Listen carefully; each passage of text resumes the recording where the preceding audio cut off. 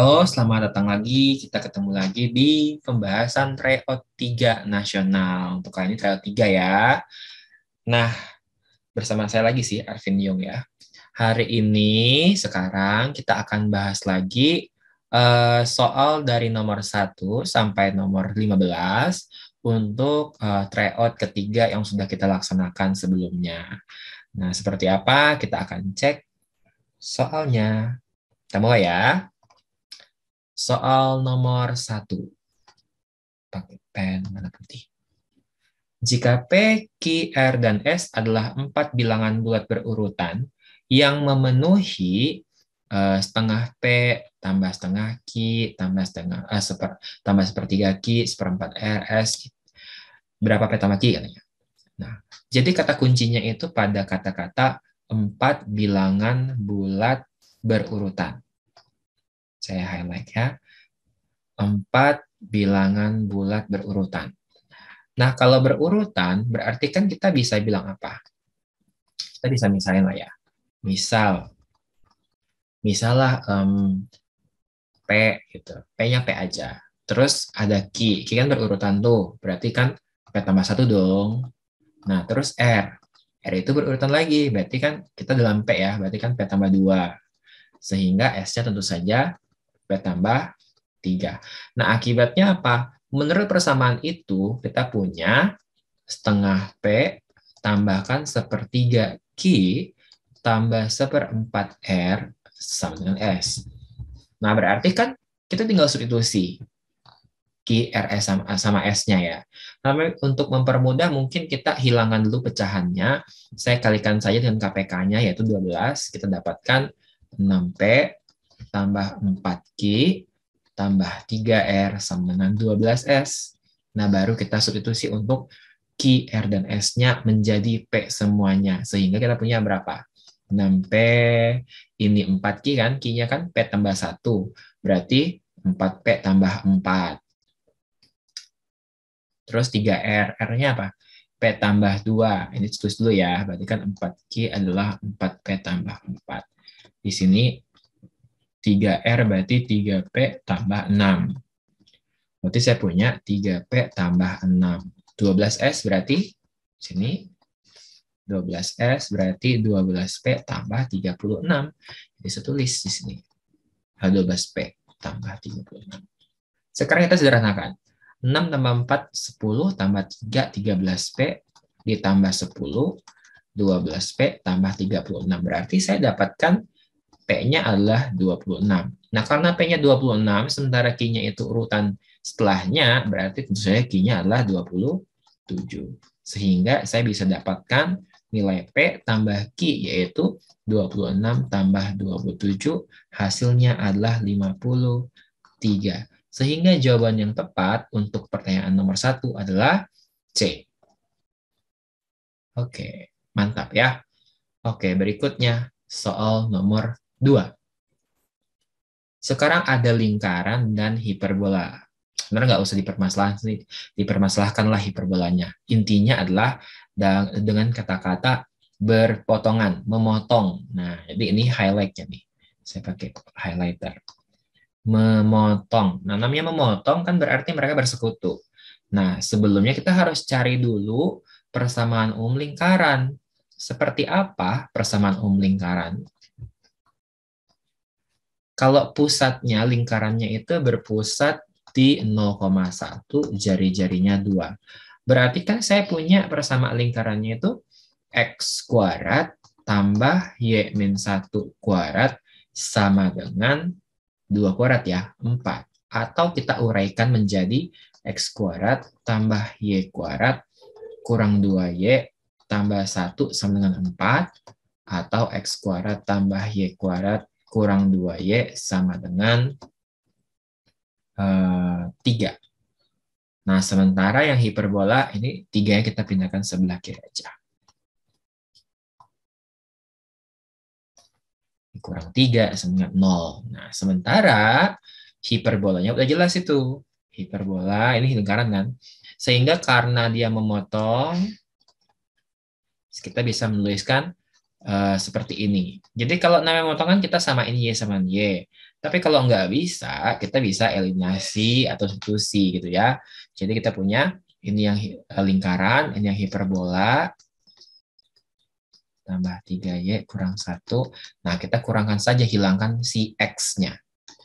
Jadi kita punya apa? 3Y kuadrat dikurang 5Y dikurang 2. Nah, ini bisa difaktorisasi menjadi 3Y tambah 1 dengan Y kurang 2. Sehingga saya bisa dapatkan Y-nya itu negatif 1/3 atau Y-nya adalah 2. Nah, karena pertanyaannya seperti ini, kita coba lihat. Ini kan sama aja kayak 4. Nah, Y1 kuadrat dibagi ini kan sama aja kayak 1/Y2 kuadrat. Ini 1/Y1 kuadrat. Nah, jadi kita tinggal kuadratin aja. Berarti kalau kita punya Y ini anggaplah Y1 begitu. Ini adalah Y2 karena nggak ada perbedaan ya, nggak ada pengurangan di situ. Berarti saya punya Y1-nya itu min 1/3, Y1 kuadratnya itu 1/9, sehingga 1/Y1 kuadratnya adalah 9. Terus Y2-nya adalah 2, Y2 kuadratnya adalah 4, 1/Y2 kuadratnya adalah 1/4. Sehingga untuk soalnya berapa tuh? Kita kan disuruh 4 kalinya kan, berarti 4 dikalikan 1/Y2 kuadrat kan 1/4, ditambahkan 9. Ya kamu kali 4 aja, berarti kita punya apa? 1 tambah 36, hasilnya 37. Next. Fx sama dengan cos kuadrat X untuk X-nya di antara 0 dan pi/2. Nah, terus dia memenuhi itu tuh. Ya, terus dulu. Kalau saya punya Fx-nya adalah cos kuadrat X, dengan X-nya itu di kuadran 1, berarti kan dia ada F-aksen ya. Berarti F-aksennya seperti apa? Tentu saya turunkan 2 cos X kali min sin X. Terus ini bisa saya sederhanakan menjadi negatif sin 2x, itu identitas. Nah, kembali lagi ke yang diketahui, 2fx dikurang f aksen x sama dengan 1. Fx-nya kita substitusi. F aksennya ditulis, berarti min plus. Itu 1. Nah, 2 cos kuadrat X itu kan ada identitasnya. Bisa diubah ke bentuk 2X kan. Yaitu 1 ditambah cos 2X. Ingat ya, saya tulis di sini dulu. Nah, bahwa cos 2X itu adalah 2 cos kuadrat X kurang 1. Sehingga ketika min satunya saya pindahkan ke sebelah kanan, kita dapatkan identitasnya seperti ini. Nah, jadi ini yang kita pakai. Sehingga yang itu bisa kita lanjutkan lagi. Nah, ternyata satunya bisa kita hilangkan gitu. Nah, cos-nya pindahin ke sana lah biar gampang. Sin 2x sama dengan negatif cos 2x. Nah, sin per cos bisa sih, jadi kita punya tan. Min 1. Tentu saja dengan asumsi x-nya nggak mungkin 0. Cos 2x-nya nggak boleh 0 begitu ya. Nah, kalau tan 2x-nya itu negatif 1, pertanyaan kan sin 4x berapa? Sementara kalau sin 4x sendiri itu bisa diuraikan menjadi 2 sin 2x cos 2x. Nah, kita udah bisa menghubungkan ini 2x nih. Berarti kita cari pakai segitiga. Nah, segitiga ini anggaplah 2x. Tan-nya itu kan min 1. Sekarang negatifnya kita abaikan. Ambil satunya dulu. Tan, depan bersamping 1 kan 1, 1. Berarti ini akar 2. Nah, tetapi ingat, kalau X-nya itu di antara 0 dan pi/2, berarti kan 2X-nya itu di antara 0 dan pi, gitu ya. Nah, padahal tan 2X-nya ini, si 2X kita yang di antara 0 sampai pi, kuadran 1 atau kuadran 2. Tetapi tan-nya bernilai negatif. Nah, otomatis kan kalau 2X itu bisa di kuadran 1 atau kuadran 2, sementara tan-nya bernilai negatif, maka berarti 2X itu pastilah di kuadran kedua, karena tanya negatif.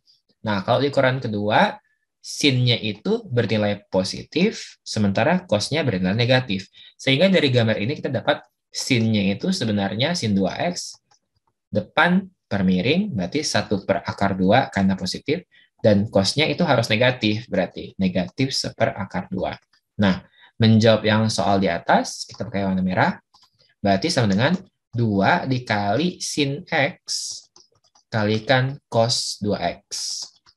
Nah, hasilnya adalah negatif, ini kan akar 2 kali akar 2, 2 coret, dapatnya negatif 1. Jadi jawabannya adalah opsi yang A. Next, nomor 4. Panjang dua sisi suatu segitiga adalah 10 cm dan 8 cm. Semua nilai berikut dapat menjadi keliling segitiga, kecuali. Nah, ingat segitiga itu aturan gini. Ini segitiga, misalkan. Anggaplah ini adalah A, ini adalah B, ini adalah C. Nah, si C ini paling panjang, itu harus kurang dari penjumlahan A sama B. Kenapa? Karena kalau dia sama dengan, nanti dia mendatar. Dia ini A, misalkan kan. Ini B. Nah, ini segitiganya masa kayak gini nih. Nah, jadi kurus dia kan. Jadi satu tongkat. C, nggak mungkin kan. Kalau ini kan kasusnya C-nya itu A tambah B. Nah, itu nggak boleh. Nggak akan jadi segitiga. Berarti kan si C-nya harus lebih pendek. Maka harusnya kurang dari. Gitu. Ya. Dan sebaliknya, dia itu juga harus lebih dari selisih A sama B. Kenapa? Karena kalau A sama B kita kurangkan, ini A misalnya panjang ya. Terus ini B yang kecil. Tadi kan segini adalah A kurang B. Panjang kurang pendek gitu ya. Masa kalau ini sama dengan C, sama aja dong kayak kasus yang tadi. Nanti C-nya jadi kurus juga, stick dia. Jadi nggak akan ada segitiganya, karena nempel kan. Maka ini nggak akan boleh. Maka harusnya kita ubah menjadi C itu harus lebih dari. Nah, supaya dia keangkat sedikit di sini.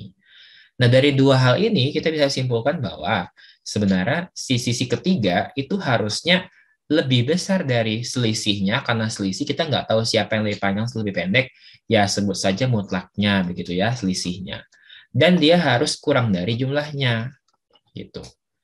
Nah, karena kita udah tahu ini adalah si A, misalkan ini adalah si B, berarti kan A kurang B 2. Sementara jumlahnya itu adalah 18. Nah, ini si interval C-nya.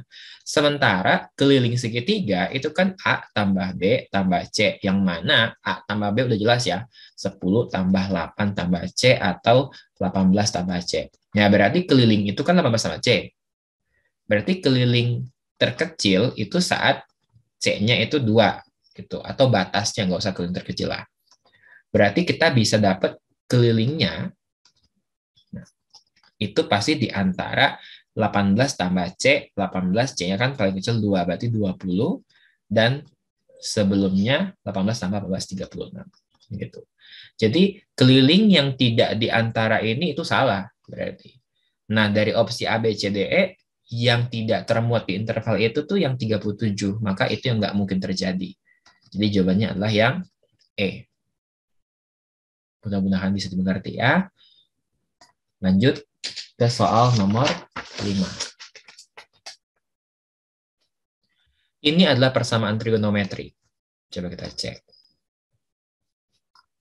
Kita punya 2 kurang sin X per cos X kurang dari sama dengan cos X per sin X. Ingat, kalau tidak samaan itu kan kita nggak bakal silang.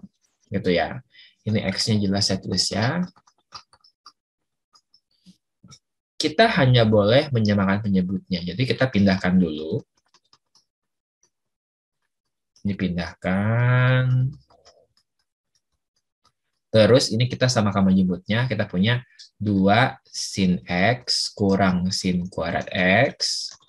Ini sekali lagi cos kuadrat X per bawahnya jadi cos X kali sin X.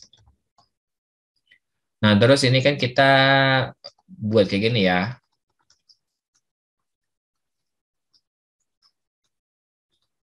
Nah, begitu. Ini terus kita dapatkan itu 1 kan.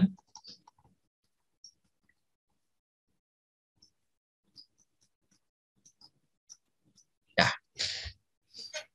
Nah, sekarang udah gini, cari pembuat nolnya. Tentu saja kalau untuk pembuat nol, berarti kan faktor-faktornya bernilai 0. Pertama yang atas kita punya 2 sin X min 1 itu 0. Berarti apa? Sin X-nya adalah setengah. Untuk interval X yang kayak gini, kita tentu saja dapat X-nya bernilai 30 derajat. Berarti itu pi per 6. Gitu ya. Yang kedua, nih faktor yang kedua, si cos X itu 0.